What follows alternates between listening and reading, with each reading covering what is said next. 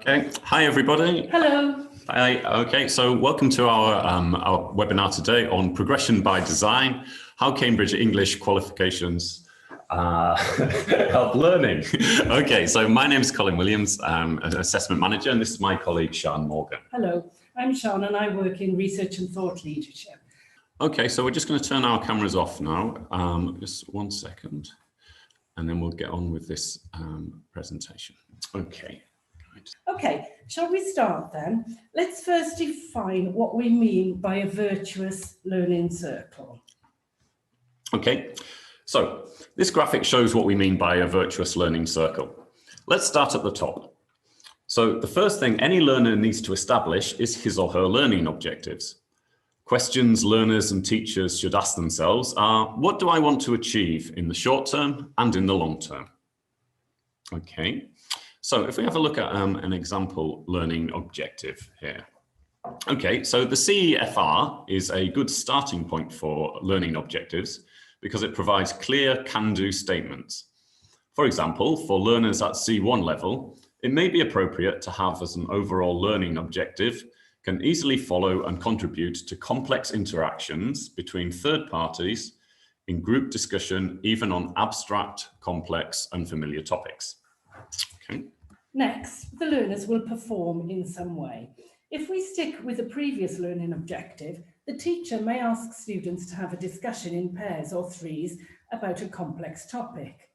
A suitable task may then be for them to have a discussion and make a decision or come to some sort of conclusion. Okay. For example, because the C1 descriptor includes unfamiliar topics, we can introduce a degree of unexpectedness and unfamiliarity.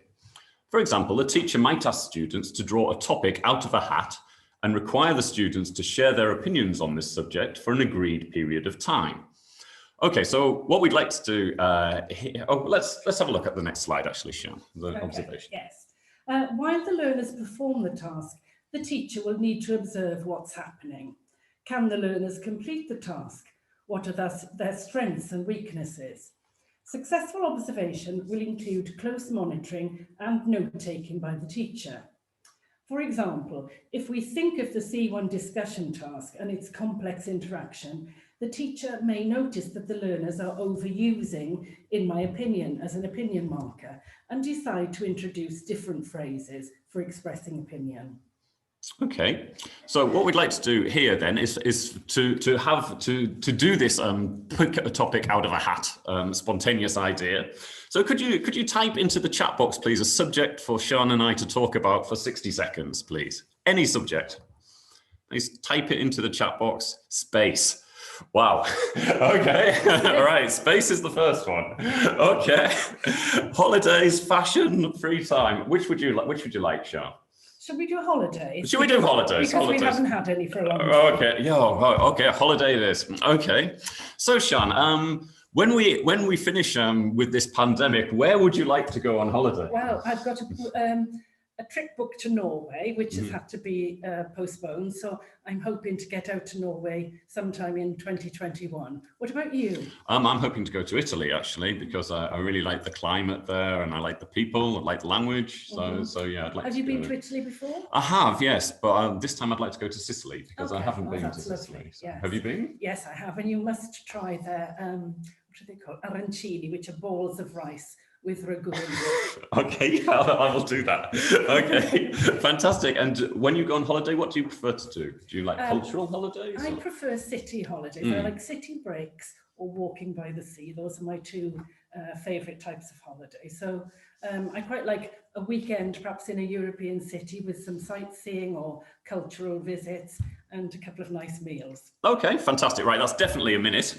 Okay, so when the students have finished their task and the teacher has concluded their observation, then both learners and teachers can work on the interpretation or the feedback stage. So for example, if you were giving feedback from our rather unstructured holiday conversation, there you might say, well, where was the beginning and where was the end? But feedback may take many forms. The learners may be given time to self-reflect on their performance.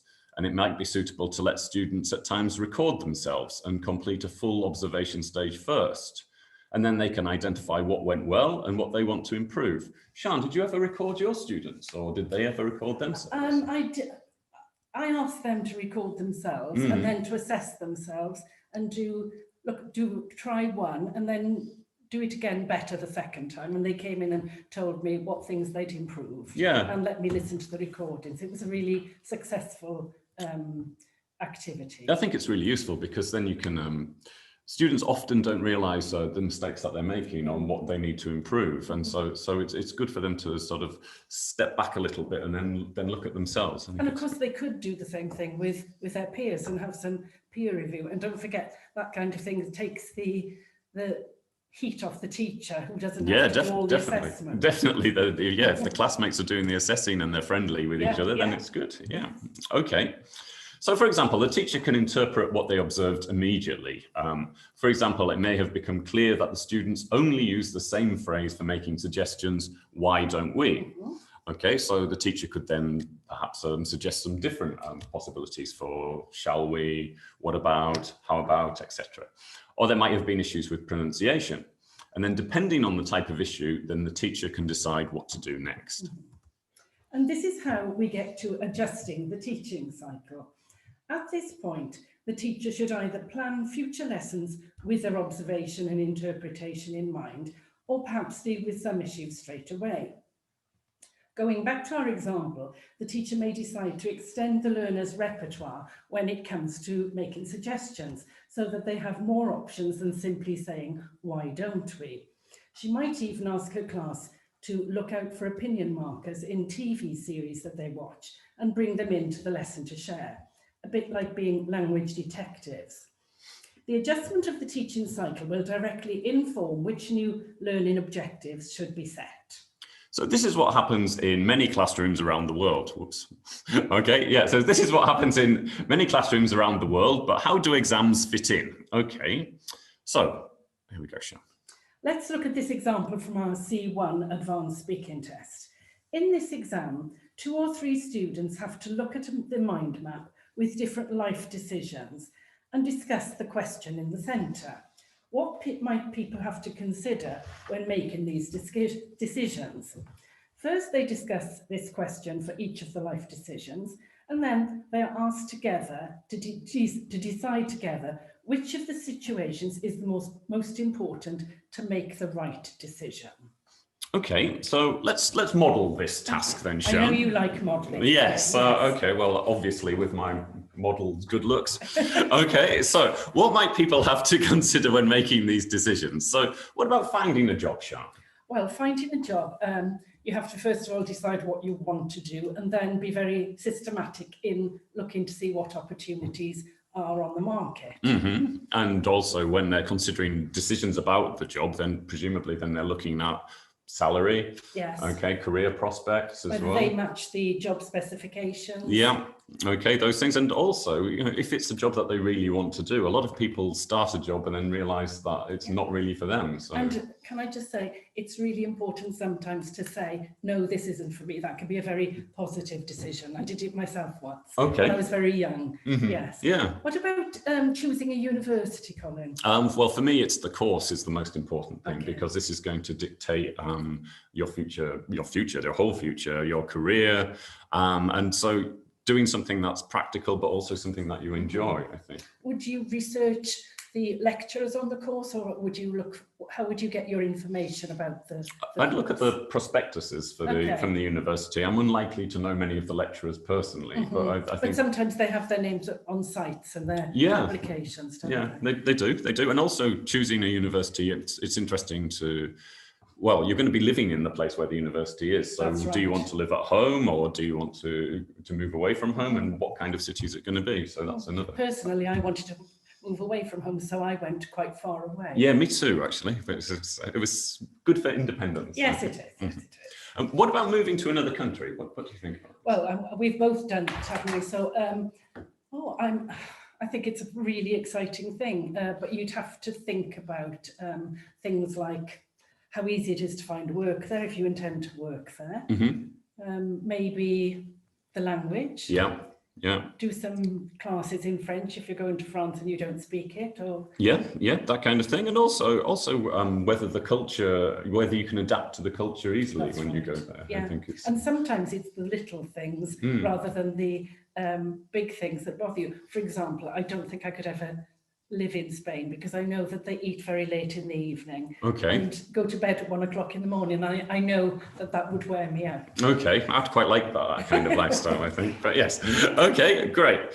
Okay, so these are here. We've just discussed 3 of the 5, and it's within the 2 minutes. I'm not sure that was 2 minutes. Perhaps it was a little bit longer. But for example, this is just a sort of example, a serving suggestion. That's right. Okay, good. Okay, so let's move on. Oh, it's me now. Here's a reminder of the learning objective our teacher had set for her class. It comes from the C1 speaking descriptors of the CFR. I'll give you a moment to read it. Please type the key words of the speaking descriptors into the chat box. Okay, so what are the key words? Can you write them into the chat box, please?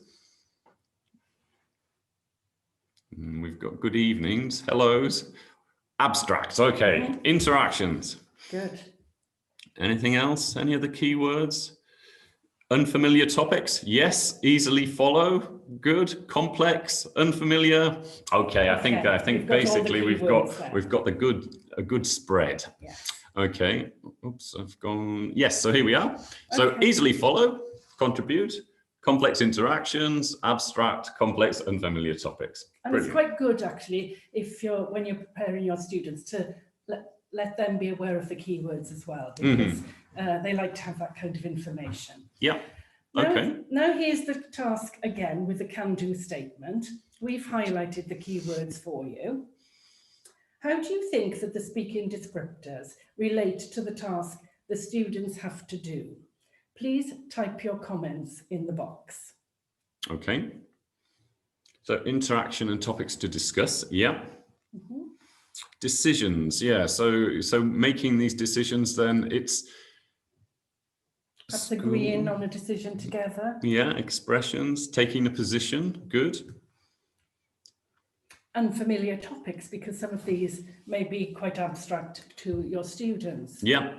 Yes, and that's the point. When you've got students, even at C1 level, often they're teenagers, and so perhaps they haven't done any of these things. So these might be very abstract for them. But that contributes to the unexpectedness and being able to deal with unexpected topics, perhaps. Yeah, and also the person that they're doing the speaking test with, the other candidate, might be someone that they've never met before. Yeah, and have a completely different world experience, and that could lead to a very interesting discussion. Yeah, and then these are complex interactions between third parties, and yes, so it's typical of everyday life, really. Yes, exactly. Okay. Turn taking. Yeah. Okay. Lots of fluency, pronunciation. All of these things contribute really to the complex interaction between the candidates.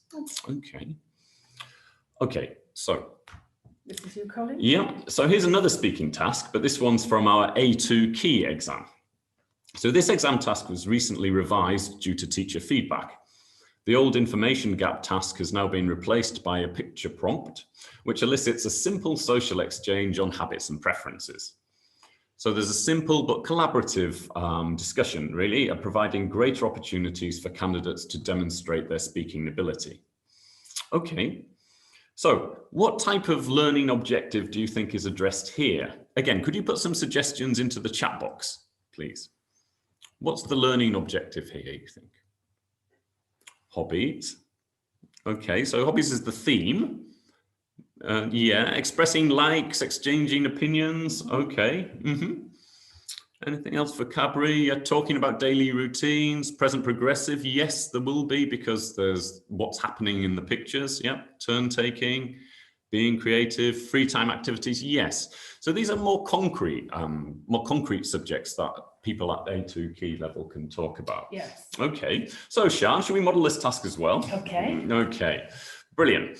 Okay. Do you like playing computer games, Sian? Oh, right. Okay. I get asked this all the time.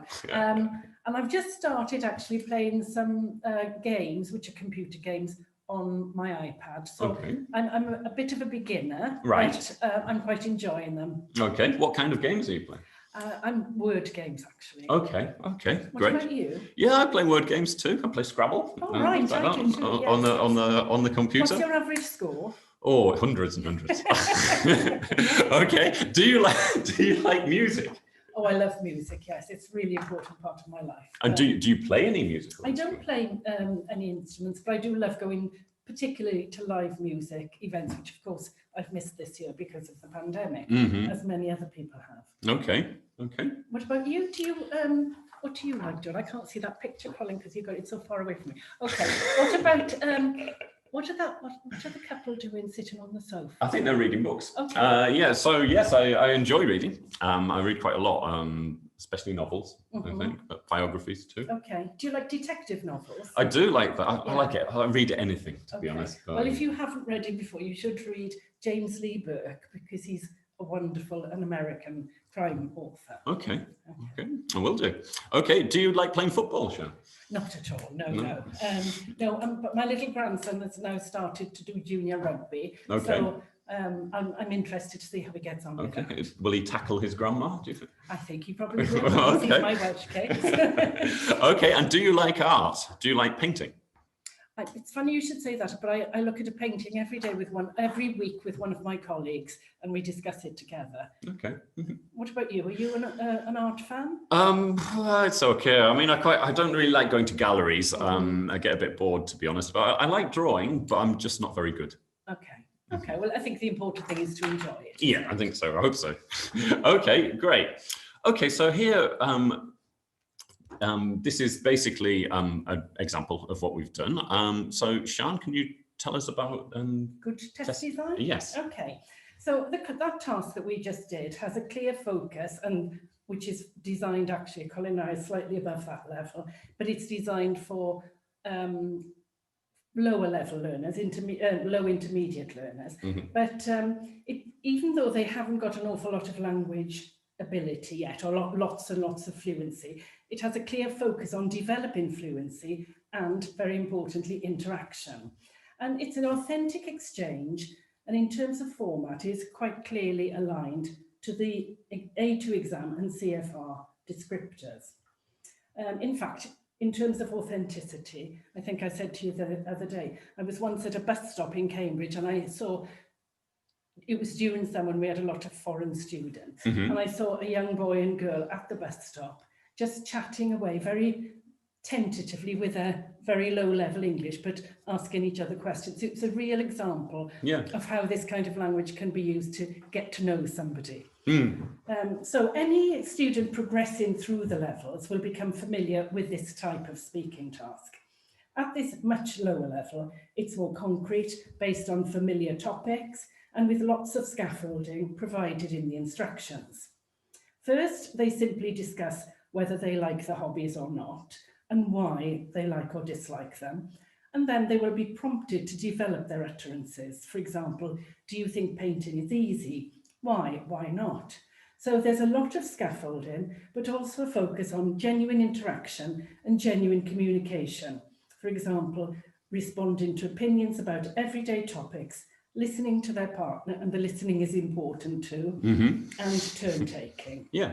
Okay, and again, this is the example of authenticity. It's genuine interaction. Yes. Okay. And that makes it more relevant for the students, I think, and is more motivating. That's right.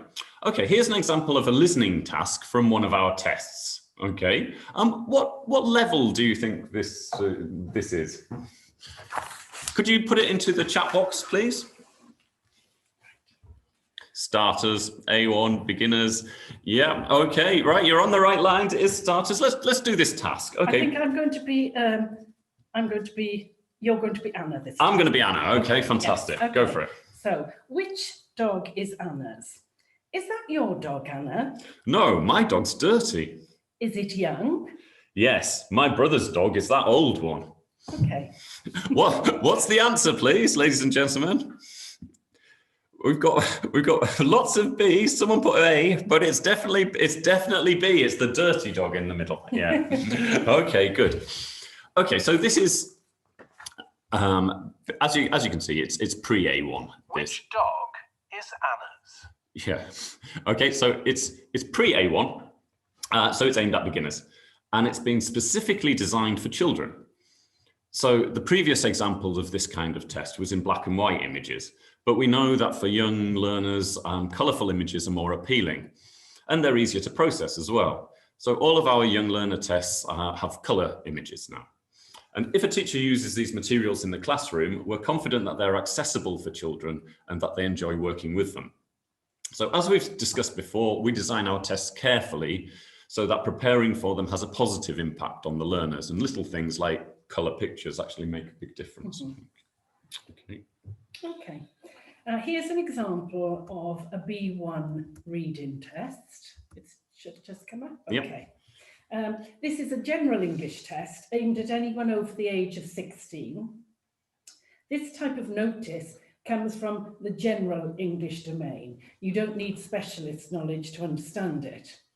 Have a look at the example and type in what type of language knowledge is being tested here. Okay, so could you type in what type of modal verbs? Yeah. Daily language, reading comprehension. Yeah, so that's the general scope of it.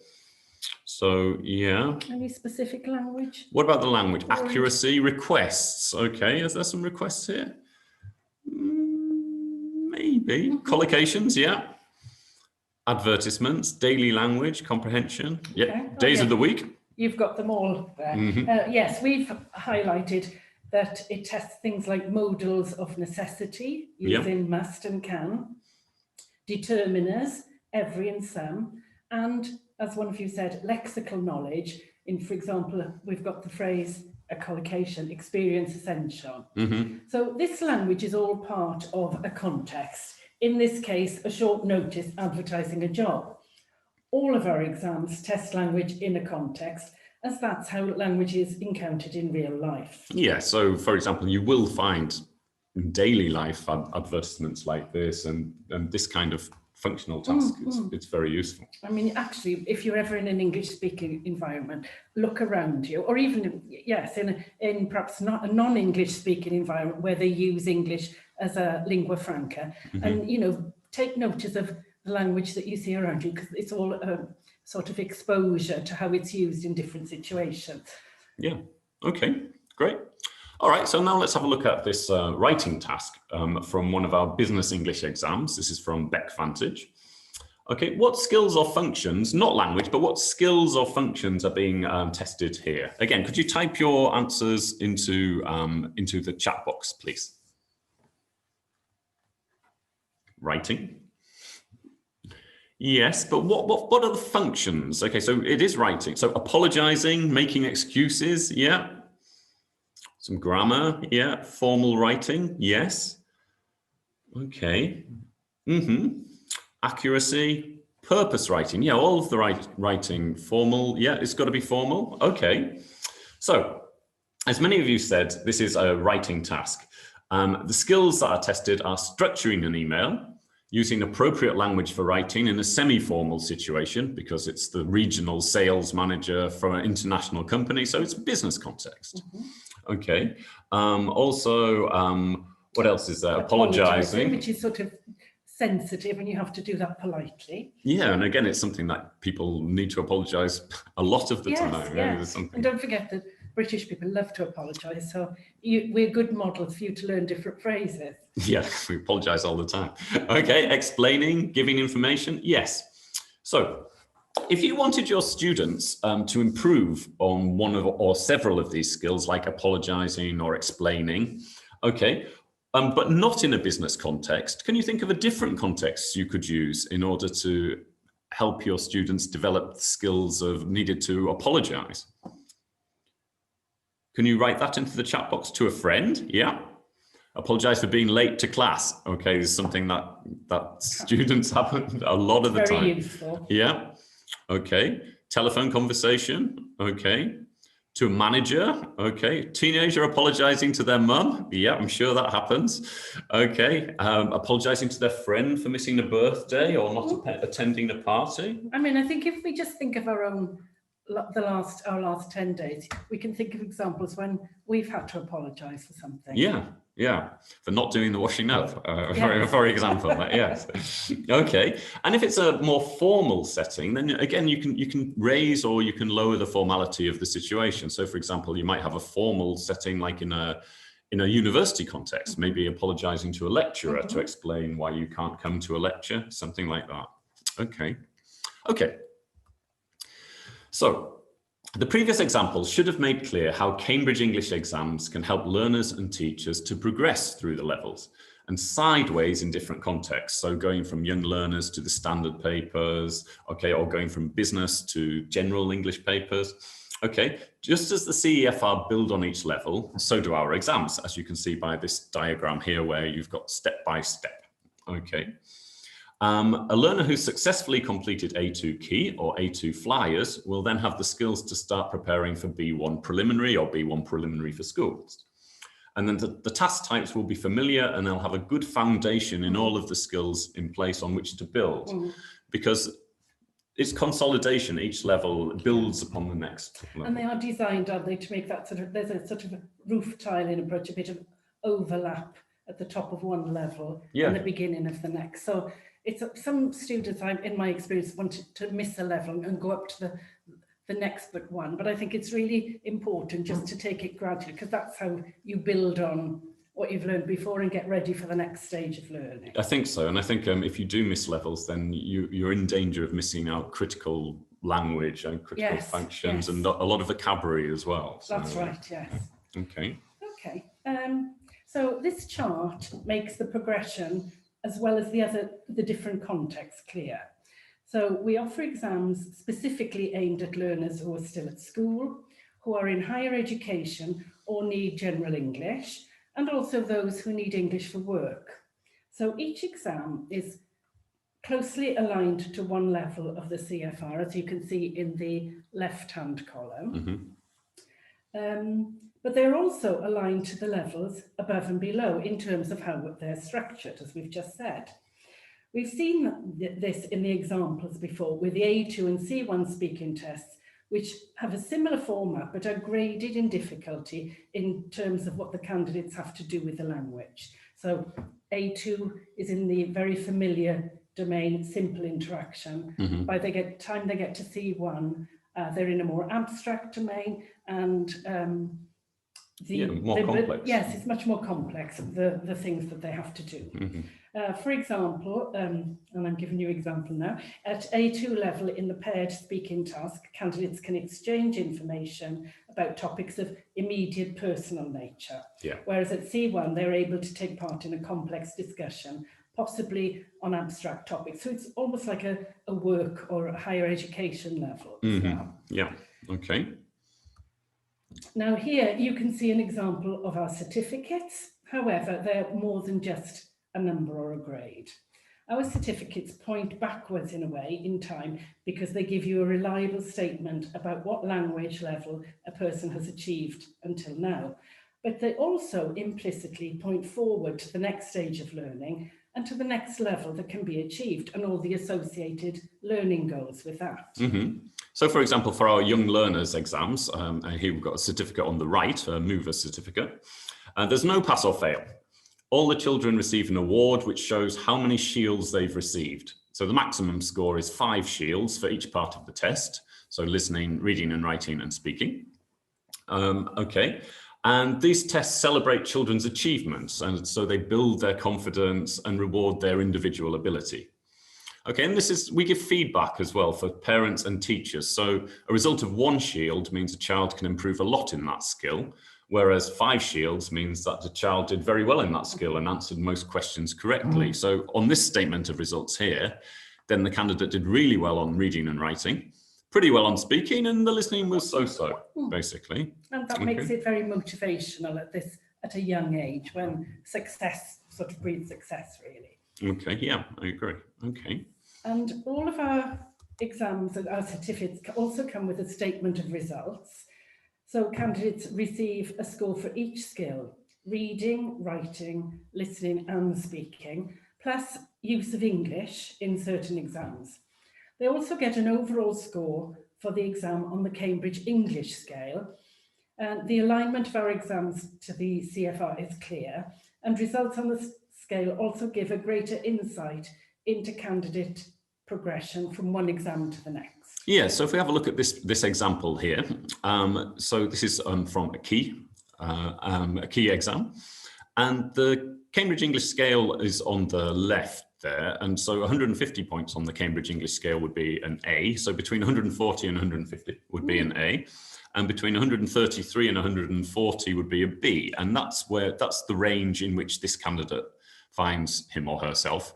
Okay, so they basically got a borderline B in speaking, an A in writing, and B's in listening and in reading.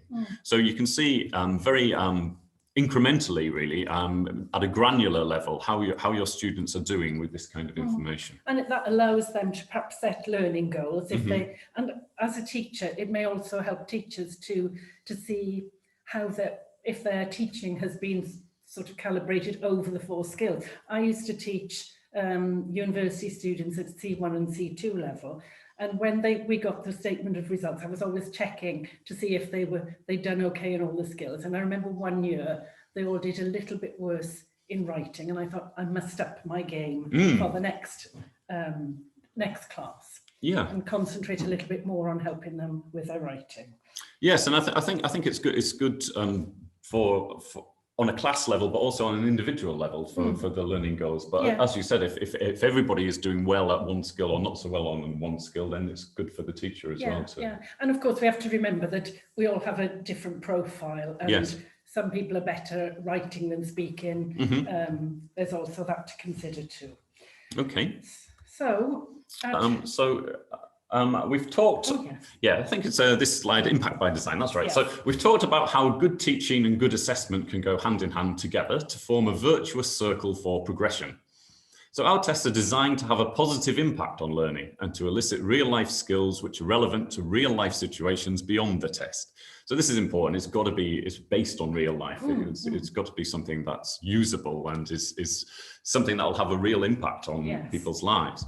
So our tests point backwards in that they give a reliable measure of the learner's progress so far, which they certify according to an internationally recognized framework, and that's using the CEFR, basically. And that's important because they can be compared over different contexts. Yes. Yeah. If you want to move country and you've got an exam, a CFR result, the people in the other country know what that means. Yes. Yeah. Yeah. So I don't know if you've done any. I've done a DELF test in French test, and that was and so you get a CFR grade for that as well. And so this is you can easily compare where you are in different languages as well, which is useful. Okay. So our tests not only give you information on where the learners are now on the language learning continuum, they also point forward to next stage of learning and what your students' next learning goals could be. And in this way, they help the teachers to set realistic and relevant learning goals for the class. And they also motivate learners individually by enabling them to develop real-life language skills. And we call this positive impact by design. Okay, so that's come to the end of our presentation. So thank you for attending today's webinar. Thank you. We hope it was useful for you. But now, does anyone have any questions regarding progression by design and our Cambridge English tests? Let's have a look at this Q&A box, Sean, and see if we've got anything in here. Okay, why do you say to go to another country if someone couldn't go to another country? I'm not sure about that one. Yeah, well, but that's also something on a speaking test. I mean, you can if you're discussing about moving to another country, then that's certainly something you can talk about. If it's not within your possibilities, then it's not as if the tasks are interesting, but what their function is to elicit language from the students so that the examiners can evaluate their performance. So it's not as if there's a right answer. If you say, I just can't see myself being able to move to another country for the moment, that's fine. And then you can give the reasons why. So it's not as if they have to follow it slavishly. Yeah, okay. Okay, so could Cambridge give me some information about marking for A2, B1 and B2? Well, yes, there's a lot of information for this on our website, actually. There's sample papers from each of the exams that we offer.